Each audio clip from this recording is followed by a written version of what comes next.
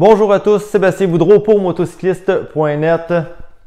On est rendu au printemps. Je vous avais parlé du petit projet d'hiver KTM 250 SX 2017.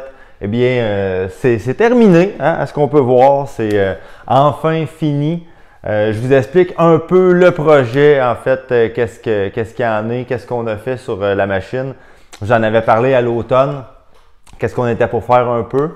Et puis, qu'est-ce qui est arrivé cet hiver? Premièrement, on a défait la machine, on a enlevé tout ce qui était plastique, les roues, plastique blanc, hein, KTM qui ont. Avec le temps, c'est sûr, ça noircit, ça tache. Donc, on a pris un gros bac en plastique. Et puis, je vais vous montrer ça. Hein. Voilà, gros bac en plastique comme ça, qu'on achète un peu n'importe où. Puis, mis ça avec du dégraisseur, de l'eau. Et puis, on a plongé le plastique là-dedans pendant un bon petit bout quand même, là, plusieurs minutes, disons. Puis après ça, avec une brosse, avec du Scotch-Brite, bref, on a frotté, on a frotté, on a frotté. Pour finalement avoir des plastiques qui sont sortis presque neufs. Mais c'était pas assez. On veut quelque chose d'unique. Quand on se monte un motocross, on est tous pareils. Hein? On aime ça, avoir notre petite touche personnelle sur le bicycle. Ça nous a permis en même temps de faire le tour de la machine, voir qu'est-ce qui était bon, qu'est-ce qu'on pouvait récupérer, qu'est-ce qu'on gardait et aussi qu'est-ce qui était usé. Parce qu'on voulait repartir à la base avec un motocross qui était dans un état, disons, comme neuf pour la saison 2021.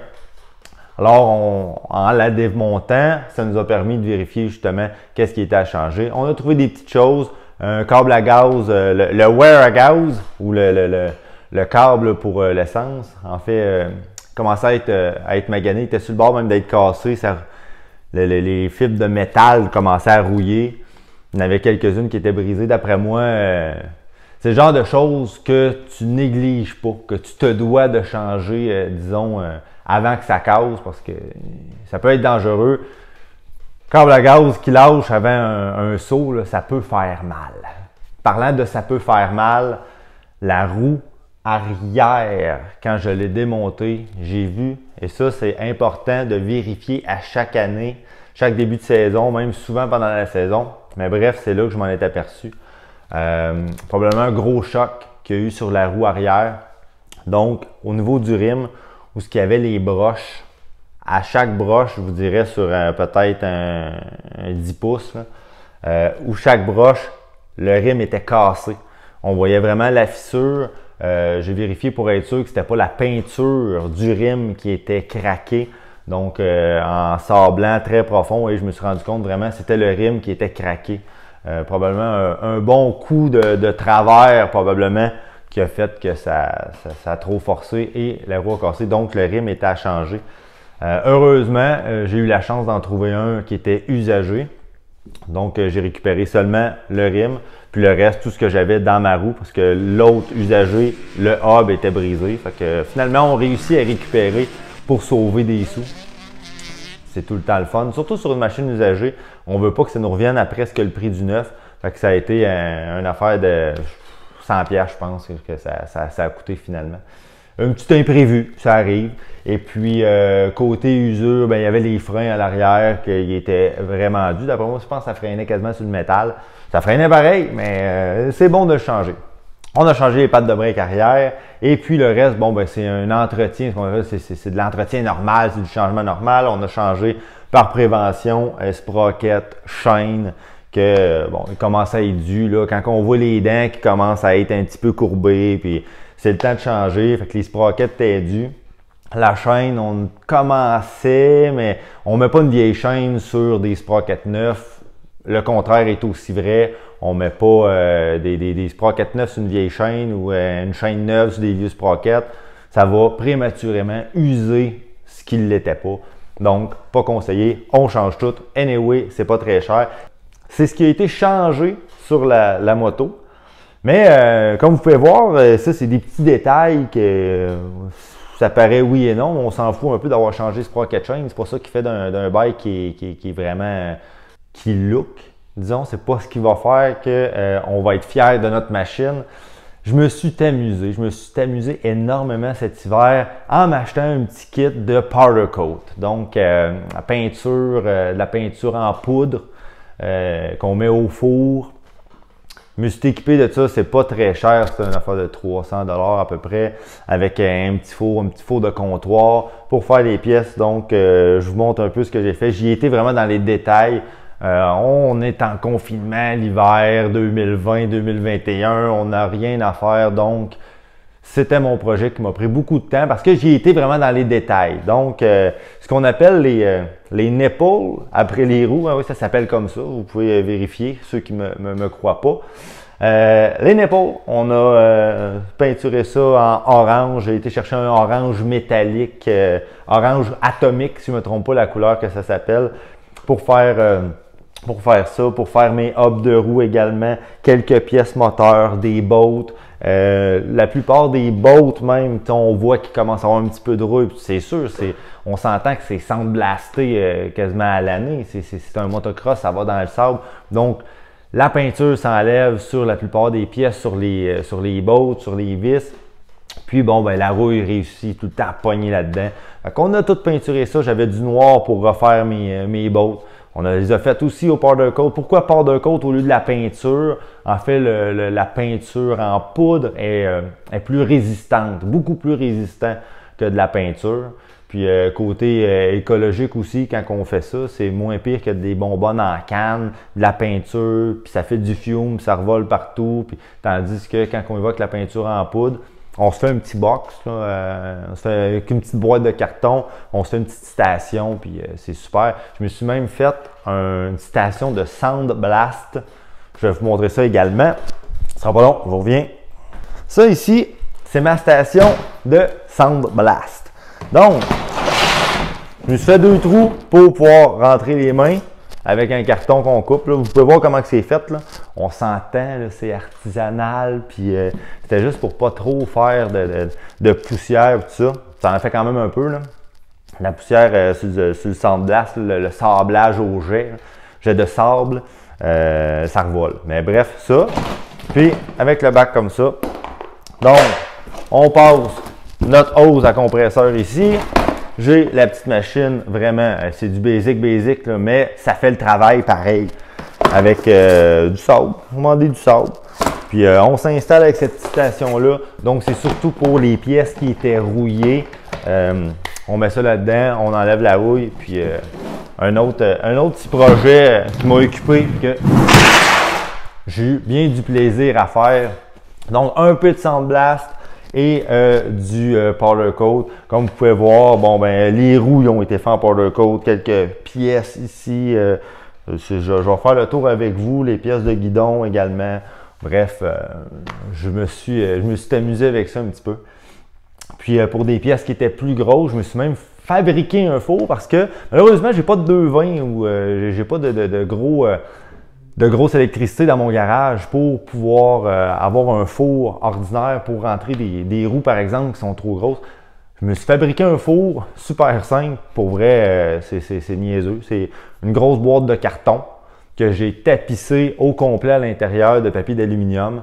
Donc, ça réfléchit la chaleur ou ça la garde. En tout cas, on essaye de rendre ça le plus étanche possible. Une boîte de carton avec... je me suis fait une espèce de porte là avec la boîte que j'ai tapissée également de papier d'aluminium. 2 trous, 2 heat guns pour essayer de monter la chaleur le plus possible. Parce que de la peinture comme ça, de la peinture cuite, ça prend à peu près 375-400 degrés. Donc, 2 heat guns.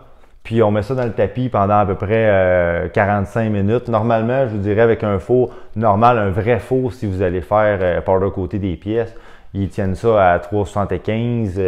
La température est calculée exactement sur la pièce de métal qui est faite à environ 20 minutes, puis c'est réglé. Tandis que là, on ne voulait pas prendre de chance, on voulait vraiment que la peinture soit bien cuite, bien fondue. En fait, donc à peu près 45 minutes avec les 2 heat guns dans le tapis. Puis ça donnait un résultat quand même surprenant. Finalement, c'est vrai. Un kit graphique. On a fait un petit kit graphique commandé sur eBay. Ben basic, là, je suis pas un courseur, puis c'était plus pour le look là, de la machine. Au final, pour avoir vraiment le petit côté personnalisé. Des erreurs que j'ai faites, que je ne répéterai pas pendant un projet comme celui-là. Tout d'abord, il y a des pièces, souvent, les pièces d'origine, c'est ce qu'il y a de mieux.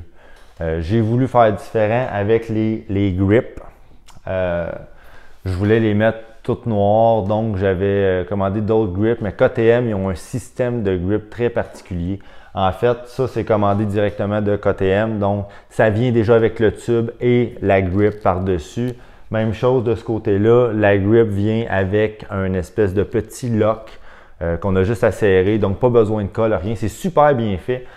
C'est ce qu'il y a d'origine et je voulais changer pour avoir un autre look si on veut. Donc j'ai commandé vraiment un tube en plastique fait pour ça avec les grips pour rajouter par-dessus.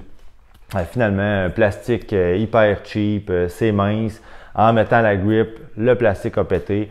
Fait que finalement, j'ai dû recommander des grips d'origine. Fait qu'au lieu de, je pense que c'est 35-36 $. Fait que finalement, il fallait que je commande ça, plus les autres grips, plus le plastique qui a brisé. Fait que finalement, ils m'ont coûté à peu près 70$. Fait que vous comprenez que ça n'a pas été vraiment un investissement qui a valu la peine. Donc des fois, les pièces d'origine, ça va rester ce qu'il y a de mieux. Et le kit graphique, c'est qu'un kit graphique, c'est cheap. C'est du cheapette eBay.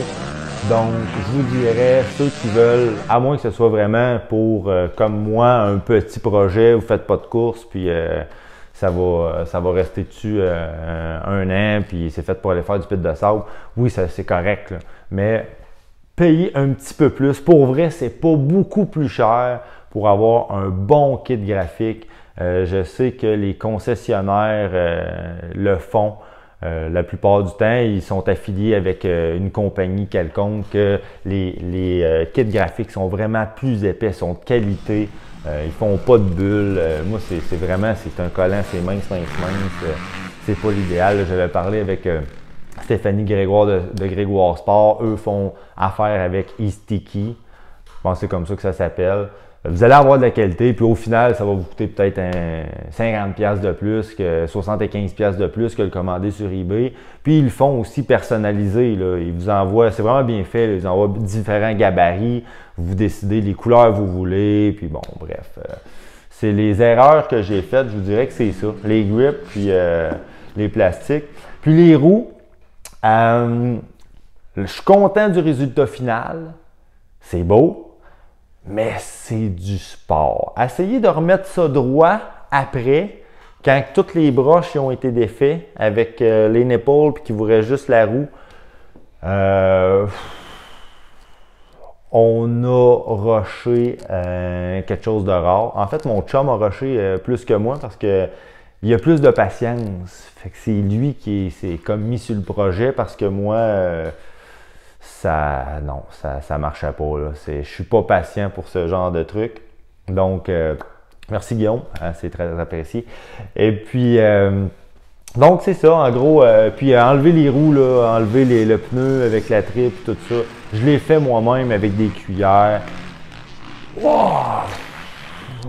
Prochaine fois, là, les concessionnaires, les garages sont équipés pour faire ça. On va sauver énormément de temps. Quoique là, cet hiver, on avait le temps. On l'a pris. Mais c'est du sport. C'est du sport, enlever les roues. C'est quasiment... C'est un art même, je dirais, enlever les roues sans pincer des tripes et se créer soi-même des crevaisons. Ce que j'ai fait. Et ben oui, c'est pas parfait. Donc, mais en gros, content du résultat final. J'ai une machine qui coûte honnêtement moins que la moitié. Là. La moitié du prix d'une neuve. Puis elle est neuve. Et il y a plus, tout était refait dessus. Puis ce qu'on a changé, les pièces, c'est pas si cher que ça. Là. Vous savez, les pattes de break, les sprockets, chaînes, des grips, c'est pas ce qui coûte cher au final sur le bicycle. Puis on a une moto qui est vraiment comme neuve. Même, moi, je la trouve plus belle qu'une neuve. Mais bon, tous les goûts sont dans la nature. Et la pipe, mais le silencieux, système d'échappement. En français, j'ai remis celui d'origine. Il était beaucoup plus beau. Puis ça me donne rien d'avoir un silencieux là, haute performance. j'ai pas le talent pour voir la différence que ça peut faire. Puis celui d'origine, il était comme neuf, hein, finalement, il n'avait presque pas été utilisé.